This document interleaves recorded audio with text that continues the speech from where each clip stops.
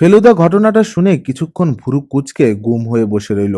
তারপর বলল, তুই তাহলে বলছিস যে একবার তলিয়ে দেখা চলতে পারে? বারে, তুমি তো রহস্যজনক ঘটনা খুঁজছিলে, বললে অনেক ডিটেকটিভ বই পড়ে তোমার ডিটেকটিভ বুদ্ধিটা খুব ধারালো হয়ে উঠেছে। তা তো বটেই।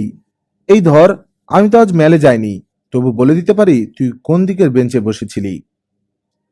কোন দিক? রাধা রেস্টুরেন্টের ডান পাশের বেঞ্চগুলোর একটাতে। আরে বাস, কি করে বুঝলে? আজ বিকেলে রোদ ছিল, তোর বাগালটা রোদে ঝলসেছে, ডান ধারেরটা ঝলসায়নি।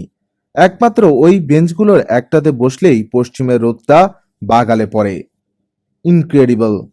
যাকগে, এখন কথা হচ্ছে রাজেন মজুমদারের বাড়িতে একবার যাওয়া দরকার।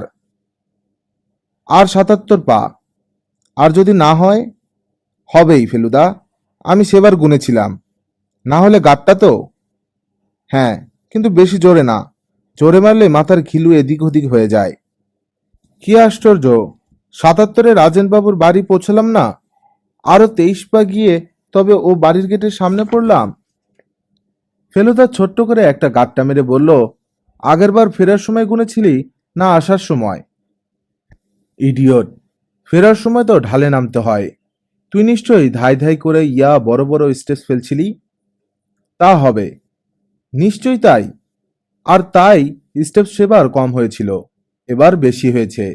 জোয়ান বয়সে ঢালে নামতে মানুষ বড় বড় পা ফেলে দৌড়ানোর সময়, আর বুড়ো হলে ঢালুর বেলা ব্রেক কষে কষে ছোট ছোট পা ফেলতে হয়, তা না হলে মুখ থুবড়ে পড়ে। কাছাকাছি কোনো বাড়ি থেকে রেডিওতে গান শোনা যাচ্ছে,